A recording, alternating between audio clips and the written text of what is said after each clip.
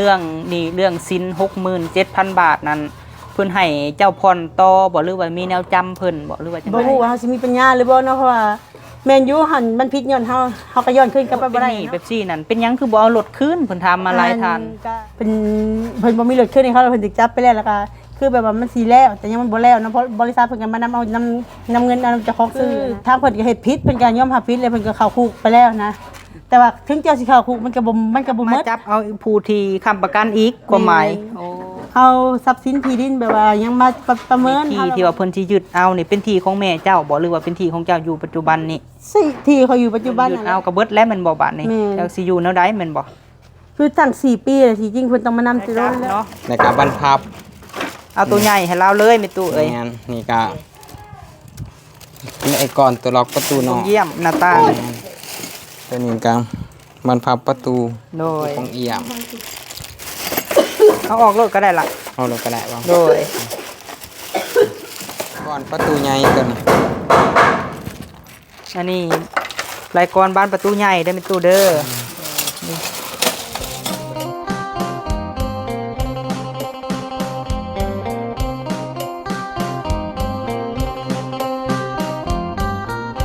สบายดีพ่อแม่พี่น้องสุขุสุขคนพี่น้องเอ้ยพบพ่อกับเบาพามีอีกแล้วเด้อพี่น้องเอ้ยพบพ่อกันมื้อนี้ช่วงคอยค่ำยำแรงเนาะเบาพามีเข้ามาหาแม่ตู้ค่ำคือเก่าพี่น้องเอ้ยพอดีว่าซื้อบ้านพับไล่กรยวงจับเนาะพี่น้องเนาะแล้วก็สั่งสะโคกมาแน่สะโคกที่ว่านั่งได้พี่น้องเอ้ยสูงอยู่ผู้เฒ่าก็คือสิบ่ได้เจ็บแอวดอกพี่น้องเอ้ยและก็ซื้อทั้งน็อตอิหยังมาให้สร้างเพิ่นแน่พี่น้องเอ้ยเพราะว่าสร้างเพิ่นให้ซื้อไล่กรบ้านพับแล้วก็ไล่ล็อกเนาะหน้าต่างเฮือนซานมีตู้ค้ำพี่น้องเอ้ยโดยป้าซะเนาะเข้าไปเบิ่งไปชมนํกันพี่น้องเอ้ยถามข่าวเรื่องเวลาก่อนพี่น้องเอ้ยเป็นแนวไรเด้เนาะคือว่ามิดหายลายมือแล้วแหละพี่น้องเอ้ยตั้งแต่พบพ่อปัญหาหลายๆอย่างเนาะเขาถามเพิ่นก่อนพี่น้องเอ้ยโดยสวัสดีเด้อเวลาเด้ โด อย สบายดีขออนุญาตปิดเด้อเพราะว่าไอ้ยันติดงู โดย ไอบอกบ่แม่นไอเลิฟยูบอกคนละไอเนาะ แม่น โอ้นี่ไอพญาติบ่ อันนี้ไอ้หลายโรคเลยวัน ไอหลายโรค ศูนย์รวมบ่ แม่นมันเขาเป็นไอ้หลายมือเด้ โดย อันนี้เฮ็ดหยังนี่ค่ะ อันสร้างเป็นให้ต้มวะ ให้ต้มแกงบ่ แม่นคือสิแม่น โอ้โหสบายดีเด้อมีตู้เด้อ เฮาก็บ่ได้มาหลายมือ โด แล้ว ย เฮาบ่สบายหลายมือแล้ว บ่สบายไข่บ่หรือว่าแนวใด เฮาเป็นไข้แล้วก็อีกอย่างเฮามื้อนั้นตั้งแต่เลือดดังออกแล้วเฮาก็ ใช่ เป็น ไหม วิน คน เล อยู่ ย ไส นะเด้ เอ แล้วเฮาก็เป็นวินเลย เป็นวิน เอาขี่รถไปแล้วมันก็หน้ามืดนะแบบว่ามัน เลื ห อด น้า ดัง มืดเลย บ่ เลือดดังมันออก โดย มีหลายทานอยู่แนะนำมาว่าเจ้าอย่าคิดร้ายเด้อเพราะว่าเพิ่นย่านเส้นเลือดในสมองแตกนะ โดย เฮากับมื้อนั้นเฮาก็บ่ได้ตั้งใจหรอกแต่ว่าเฮาเครียดจัดแฮงเลย เขียดแห้ง มันอยู่ดีๆมันก็ไม่หนีเนาะ โดย ไปสิบ่ตกใจมันบ่แม่นของน้อยๆต้อง60,000กว่าพุ่น แม่นแหละเนาะก็บ่ได้เข้าไปหาก็ถามข่าวอยู่ล่ะเอ้ยก็บ่เห็นมาหาแม่ตู้ คลิป คำ กับ เนาะ บ่ได้ถ่ายหลาย เป็ มื้ น อ แนวใด ก็ยังว่าลุกบ่ได้นั่นแหละเฮาเป็น บ่ วิน ได้ นี่แหละเฮาไปเฮ็ดเวียกกับเฮาไปเฮ็ดเวียกเวลาเฮาขี่รถแล้วก็เฮาเซใส่รถใหญ่หันนะ โดย มันเซออกไปเองแล้วได้ เอาซะเนาะ ยังลูก โอ้แม่ตู้คำพี่น้องเอ้ยโอ้ จะมาเบิ่งลูกเฮานี่บ่อยู่ผู้ ใช้เป็นอะไร เด้นี่เด้ พี่ทั้งพี่มันแจ้งอยู่ล่ะ เอาพี่ลูก โดยหน่อไม้แกงซ้ำคำเนาะ มาขึ้นมานั่งพี่ลูกเอ้ย หน่อไม้ซาวแอนนามายับมาพี่เป็นตู้ เบิ่งเฮานะ บ่ยกบ่ ปลูกผักไว้เจ้าให้แม่เฒ่า ยอมหมดแห้ง ปลูกพักติโอ้โดยผู้แม่ชีบ้านชีเฮือนพี่น้องเอ้ยสาวแหล่กับน้องลาตีล่างถวายบ่นางอืมโดย โอ้ย ล้างแล้วบ่หน่อย ไปล้างอีก ต้มคิงกินแล้วบ่ต้มคิงค่ะ กินแต่น้ำร้อนเลย โอ้ กับ โดย กินยาดีไอ เป็นแนวไรบัดนี้ฮะเรื่องนะฮะเรื่องรถเรื่องหยังฮะ ก็เฮาก็ยังบ่ฮู้ช่วงนี้เฮาก็พยายามอยากลุกไปเฮ็ดเวียกแต่เฮายังลุกบ่ได้เฮายังเป็นวินหันนะแต่ ถ้าเฮาขี่รถไปแล้วเฮามันแบบว่าอยู่ดีเฮาก็หน้ามืดเขานะบัดหน้ามืดเขาเลยบัดฮู้เมื่อขึ้นมาเกือบตามกับรถใหญ่ตลอดเลยนั้นแล้วเฮาก็เลยว่ามัน พัก หู ก่อน บ่ มันวูบเขาบัดเดียวเลยคือเฮาแบบนอนเฮาแม่นอยู่เฮาสุขภาพแข็งแรงตอนมันนอนมันเจออะไรแนวเฮากันคิดร้ายหั่นน่ะมันก็เลยเห็นให้เฮามีมันกระตุ้นในหัวสมองเนี่ยเห็นให้เลือดดังออกหั่นน่ะออกลาย กำเดา ไม่เท่า บ่ เพิ่น เลือดกำเดาบ่หรือว่าอีหยัง เขาก็บ่ฮู้ว่าเลือดยังอยู่ดีเพราะว่าเจ็บหมองนี้เจ็บเสร็จแป๊บๆแล้วก็เลือดก็ไหลออกเลยเด้ โดย ไหลออกแล้วก็มันรู้สึกว่ามันคัดหมองนี้แล้วก็เจ็บมื้อนานพอดีครึ่งชั่วโมงเลือดออกค่ะลาเท่าแห้งเสร็จมันแห้งไหล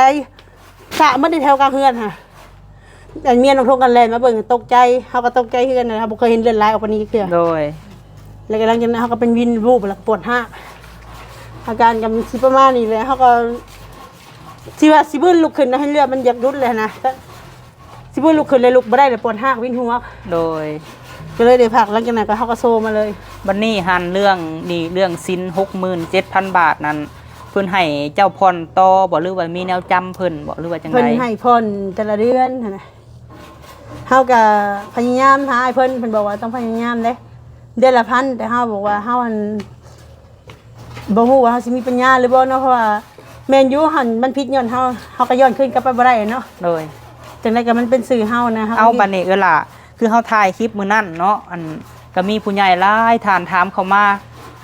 อันที่ว่าเป็นโทษเป็นหนี้แบบซี่นั่นเป็นหยังคือบ่เอารถคืนเพิ่นถามมาหลายท่าน ก็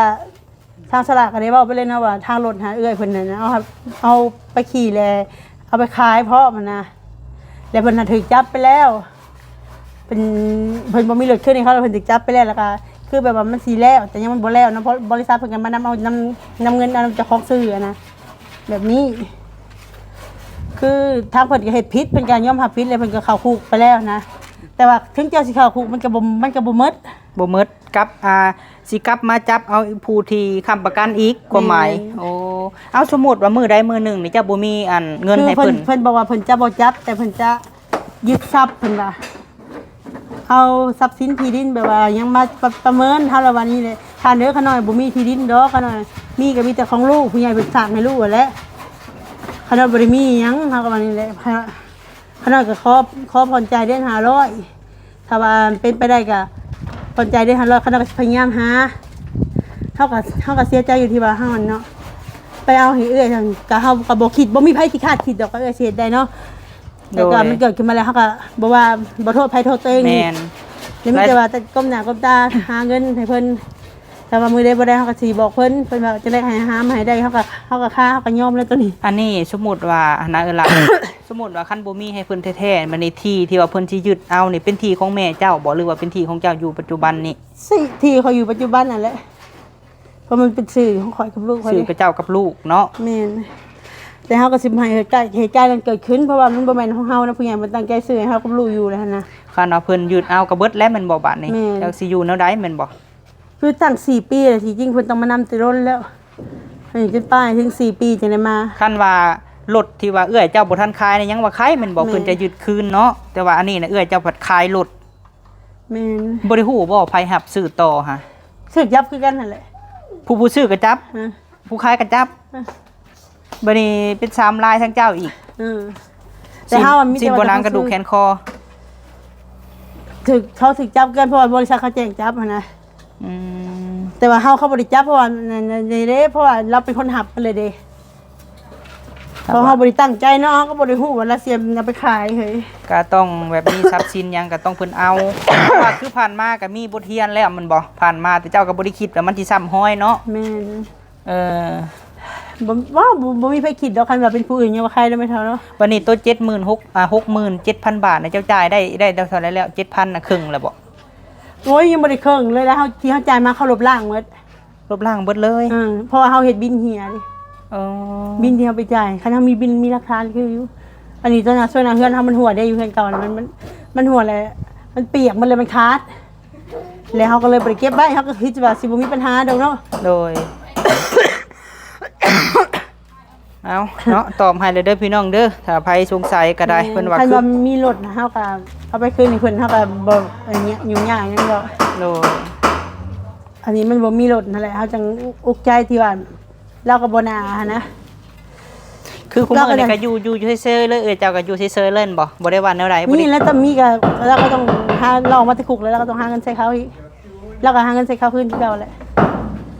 คือต่างหาแล้วก็หาอีกนะเพราะว่าตอนจะติดคุกไปจะก็ต้องออกมาจะก็ต้องไปหาเงินให้เขาอีกแต่มีแต่เรื่องเฮานี่แหละที่เราบ่สนใจเฮามันพลาดบางทีนะเฮาหักน้องเกินไปนะเนาะเฮาก็คิดว่าน้องสิบ่ขากันเองแต่เฮาก็บ่ฮู้ว่าน้องสิเฮ็ดแบบนี้นะ คือว่ามันก็เป็นบทเรียนเนาะบทเรียนพี่น้องเอ้ย มีแต่ว่าวันนี้คลิปเขาก็ถ่ายน้อยลงแล้วเพราะเขาต้องเฮ็ดเวียกรายงานหั่นนะเขาก็ต้องพยายามเฮ็ดให้ว่าเดือนนี้เขาต้องได้เดือน500เขานะแบ่งกินแบ่งซื้อให้ลูกให้เต้านำเด็กมันรายอันรายแนว จะเป็นเวียกหยังมื้อนี่ เขาไปสมัครเฮ็ดแยกเล็กไงเขาเจ้า แยกเล็กอืมเพราะว่าบ่เห็นลงคลิปคุมื้อนี่ฮะ บ่ค่อยได้ลงอีกอย่างหนึงก็บ่มี เมื่อกี้นี่บ่มีเน็ตหมด โดยเอาให้ผ่านพ้นไปเนาะ แม่ สู้ นเท่ากันคือเฮาก็บ่เรียกเว้าถึงเรื่องนี้เพราะว่ามันเจ็บหัวมันกระตุ้นหัวสมองมันเจ็บ ๆ ได้ โดยเอาฉันเนาะเอาคือว่าตัดปัญหาไปเนาะหลานเนาะ เลยก็ เอา คอยเนี่ยเพราะว่ามันถ้ามันพลาดไปแล้วมันดึงขึ้นก็บ่ได้ เอาแม่ตู้คำเบิ่งเฮาซื้อนี่มาให้เดี๋ยวตู้เด้อล่ะอ่ะให้แม่ตู้คำเบิ่งนะเลยยังสักโคกอะคือสิบ่ทันเนาะ950 บาทพี่น้องเอ้ยสักโคก เขาเชื่อมาให้โอ้ เลยเอาให้ไปเท่าคำเบิ่งดูค่ะเลย เออ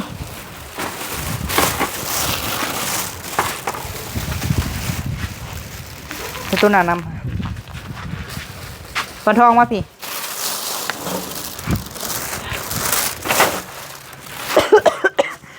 อันประมาณ 3,000 กว่าเนาะเขาซื้อเนาะ 3,000 บาท เพราะว่าเขาจ่ายเพิ่นฮักกะล้านหนึงพี่น้องเอ้ยแล้วก็ยังค้างเพิ่นอยู่เพราะว่าห้านค่าประจำประมาณ 3,000 กว่ารวมทั้งซักโครกทั้งอันนี้เบิ่งดูหั่นล่ะมีหยังแหน่เขาซื้อมาคือครบเสร็จเลยเนาะพวกรายกรบานพับพี่น้องเอ้ยอันนี้ของเจ้าซื้อเองตัวนี้ แม่น ซิว ซอ ฮะ ซิว ซิว ซิวแล้วก็ยวงประตู แล้วจับเนาะ แล้วก็บันพับ เอาตัวใหญ่ให้เราเลยแม่ตู้เอ้ย แม่นนี่ก็นี่ไอ้ก่อนตัวล็อกประตูนอกตัวนี้นี่ครบหมดเลย อันนี้อันบงเยี่ยมหน้าต่าง ตัวนี้ก็บันพับประตู โดย ตัวทั้างในเพื่อนแล้วก็ยวงประตูปองเอี่ยม เอาออกรถก็ได้ละ เอาเลยก็ได้บ้าง โดย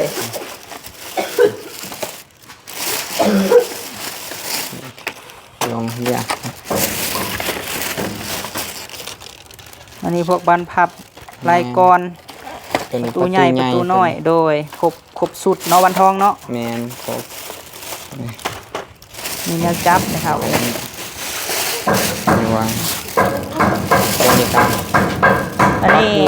แนวซีดไม่เท่า แมนตัวนี้ก็ก่อนประตูใหญ่ตัวนี้ อันนี้ลายกรบ้านประตูใหญ่ได้เป็นตู้เด้อ ตัวนี้ของประตูปองเอี่ยม แมน ไม่ ยังแต่ชักโครกเนาะวันทอง แมนยังแต่สะโพก เพราะว่าซื้อมาครบพี่น้องให้วันทองไล่เบิ่งคือว่าก็เอาตัวงามให้ตู้คักให้ไม่เท่าเอ้ยโดยเพราะว่าเฮาก็ซื้ออยู่ห้านอุปกรณ์ก่อสร้างนี่แหละเพราะว่าชักโครกก็เอาให้ตู้คักเลยไม่เท่าเอ้ยเพราะว่าเจ้าบ่ได้นั่งย่อๆไม่เท่าเอาตัวว่านั่งแบบคือเฮานั่งนี่แหละไม่เท่าเอ้ยโดยอันนี้หาแนวซีด โดย ฝักบัว ป้าเบิดหลายเติบเนาะวันทองเนาะ แมน เพราะว่าเฮาจ่ายเพิ่นล้านหนึงไม่เท่าเอ้ย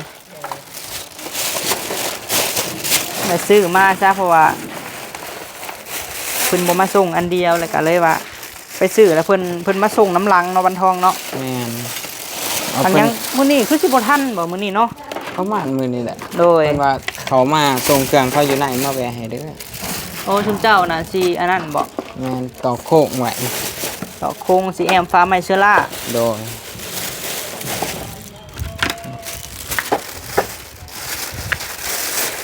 พี่โตดีใจบ่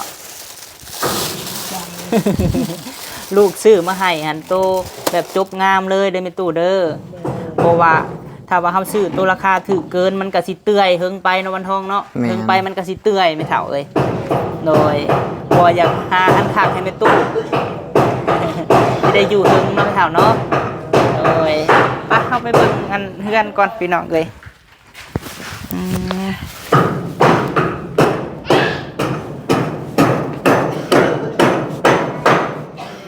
โอ้เพิ่นอันนี้เนาะดีไหมอันซีแอมฟ้าไหมเชื้อราบ่สั่งเปลี่ยนโอ้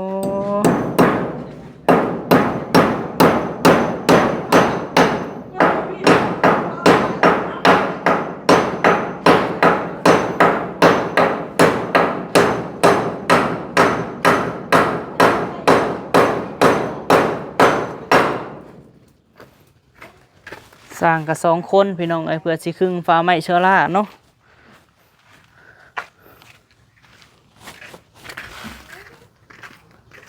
SCM ฟ้าไหมเชื้อราใส่เก็บไม้แถวนี้แล้วใส่เนาะบันทองหัวไม้เก่าเขาก็มีอยู่พี่น้องไอ้ที่ว่าตัดออกค่ะ ตัวนั้นตัวขาวข้างนั้นแล้วเขา12มือมาติดยับเขามาจำกันด้วยยับเขามาจำกับตัวเก่าขึ้นเทิงติยังนอนขึ้นเทิงคือกันนอนโอ้เขาเนาะเอาย้ำมาทางหลังมาหันกระบากเอา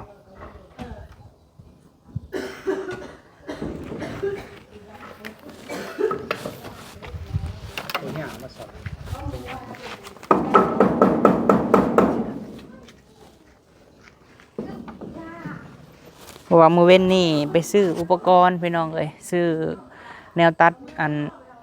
กระเบื้องแนวตัดปูนและสร้างเพิ่นเนาะเพราะว่าอุปกรณ์บ่ครบพี่น้องเอ้ยอุปกรณ์ก็อยู่น้ำสร้างใหญ่พุ่นแหละเนาะ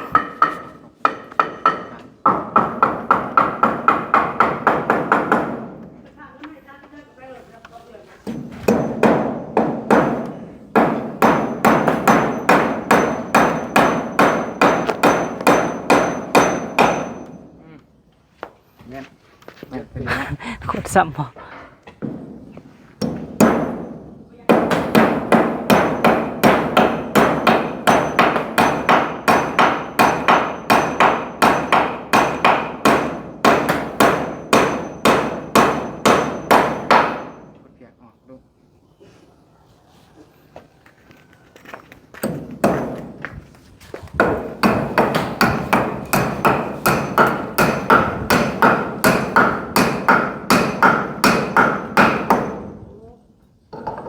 ไม่แน่นอะไรเนาะมันแข็งอะไรพี่น้องเอ้ยต้มยังเนี่ยวันทอง ต้มน้ำมัน โอ้ต้มหน่อไม้พี่น้องเอ้ยซาเล่ต้มหน่อไม้ ต้มน้ำมันเลยเห็ดแกงแดง กระเบาไปเติบไปเนาะเฮ็ดเวียกกะมีคนซอยเฮ็ดอยู่เฮ็ดกินพี่น้องเอ้ย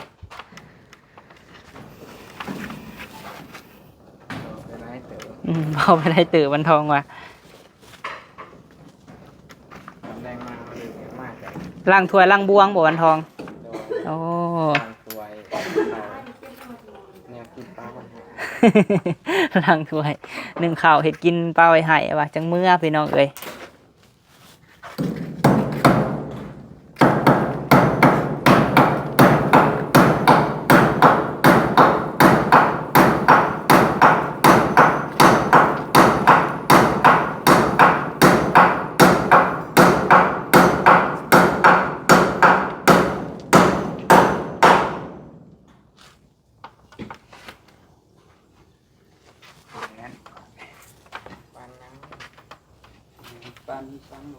แอนคักแม่นบ่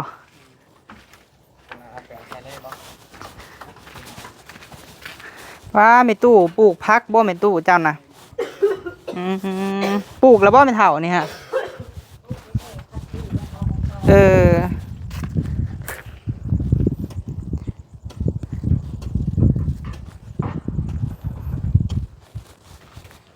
ละตีเอาได้ในพักมาให้บ่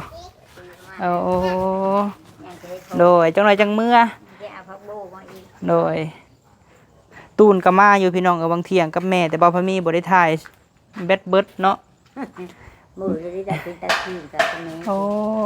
ตะพื้นกับมือแล้ว โดย ยาม ตัดพื้นติ ยามมือตะพื้น ยังบันไดก็ยังบ่ทันได้ได้นี่เนาะไม่เท่าเนาะ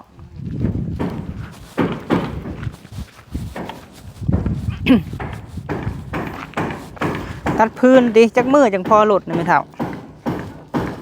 ถ้ามันมามือเดียวพ่อเลย บอกเพิ่นแล้วว่ามื้ออื่นมาเด้อว่ะโอ้ตัดเอาเครือติ ได้เอาเพิ่ม เออ บ่แล้วบ่ พ่ออยู่ทางเด้ตอนย่างมาแล้วพ่อกันอยู่ทางหันตัดพื้น เป็นนั้นมาอีกพ่อ สิเฮ็ดจักรถในเตานี่ค่ะ ถ้าไม่ได้ค่ะก็ได้ไม่รู้เดีย อื ว ม โดย จะเฮ็ดเองว่าขี่รถ ได้18สอบบ่เตาก่อน เดิน โอ้ คือเลย พุ่นได้ยังทางพุ่นยังหลายอยู่แม่เฒ่าเอ้ยไฟนี่เพิ่นสิดึงเข้าแล้วได้แม่เฒ่าเอ้ยนิ่งสายไฟมาเลยเริ่มแต่มื้อใดแม่เฒ่าเพิ่นบ้านนี่บ่ จะไปน้ำ แม่น ถึงมีติดก็ได้ เออ ตามที่มือเลยบ่ โดย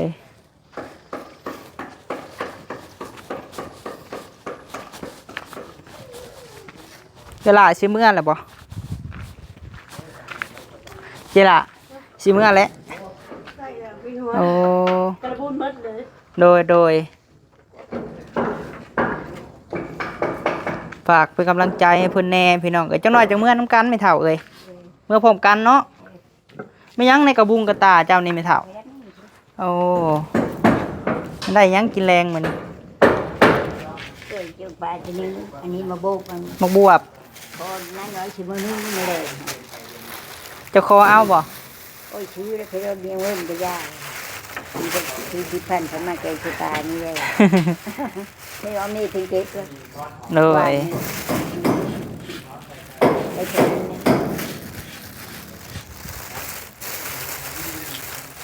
เอาสุดท้ายนี่ไม่เท่าเอ้ยเฮาสิให้เจ้าอวยพรให้ลูกสาวลูกชายเจ้าคือเก่าเด้อไม่เท่าเด้อเฮาซื้ออันนี้มาให้มื้อแรงนะลูกสิส่งบินให้แม่กับพ่อเพิ่นเบิ่งเบิด 3,000 ปลายไม่เท่าเอ้ยโดยอ่ะให้เจ้าอวยพรอวยชัยให้ลูกเด้อทั้งลูกบิ่งกับลูกเพชรเจ้าหั่นแหละแม่นตู้เอ้ยอ่ะฝากขอบคุณขอบคุณเพิ่นแน่ ขอบคุณดิ้งลูกเพชรนะคือเป็นคนดีมีแห้งเด้อดิ้งลูกเพชรได้ไก่ยังมีเด้อสุขภาพแข็งแห้งไปใจไปปลอดภัยมีแห้งมันยืนน้ำโรยเด้อ สาธุ จ้า เนาะ เขามีกูคนละ โดย ใจบุญไม่ตูกับบุญเขาอยู่ดีมีแห้ง เจ้าก็อยู่ดีมีแห้งแม่ตู้เอ้ยสิได้เฮือนใหม่ก็สุขภาพแข็งแรงเด้อ เด้อ อยู่น้ำลูกน้ำหลานไปดนๆเนาะล่ะเนาะ เด้อ เบิ่งผลสำเร็จลูกหลาน เด้อ ลูกบิ่งกับลูกเพชรเจ้าก็ให้เพิ่นอยู่ดีมีแห้งเนาะเป็นตู้เนาะ เด้อเป็นอยู่ดีมี โดย แห้งตลอดไป โดยไปสำเมื่อป้าบันนี้ป้า ป้า โดยป้าพี่น้องเอ้ยสำหรับคลิปนี้เนาะป้าพะมีกราบขอบคุญขอบคุณพ่อกับแม่หลายๆเด้อเนาะป้าพะมีสั่งสักโคกพี่น้องเอ้ยเดี๋ยวมื้ออื่นพุ่นละสิทายให้เบิ่งเนาะเอาขอบคุญขอบคุณพ่อกับแม่หลายๆขอให้อยู่ดีมีแห้งพบพ่อแต่สิ่งดีๆเข้ามาเนาะช่วยเหลือแม่ตู้คำทั้งพ่อกับแม่ก็ได้เอาขอบคุญขอบคุณเด้อพ่อกับแม่เฮ็ดธุรกิจการงานค้าขายอันใดก็ขอให้เจ้าร่ำเจ้ารวยเด้อพ่อแม่เอ้ยเนาะพบพ่อแต่สิ่งดีๆว่าเมื่อก่อนพี่น้องเอ้ยเนาะคลิปนี้ฝากกดไลค์กดแชร์เป็นกำลังใจให้หล่าในเด้อพี่น้องเอ้ยเนาะโดยสู้ๆทั้งนี้ก็ได้ กำลังใจเลย โดยเฮ้ยไม่บ่ไหว้เลยมันบ่โดยระวังพาลูกล่มได้เนาะฮะลมกระบูน ขาด คนร้ายจะท่าใช่หยัง ท่าที่นี่กำนี่มันเป็นวินแล้วท่าท่านท่าขาดแล้วเป็นอันนี้แล้ว โดยไปซะ วินละกับด้วยนะ กำมืดแล้วพาลูกล่มเนาะโดยไปพี่น้องเอ้ยเนาะพวกพ่อกินหน้าสบายดีพี่น้อง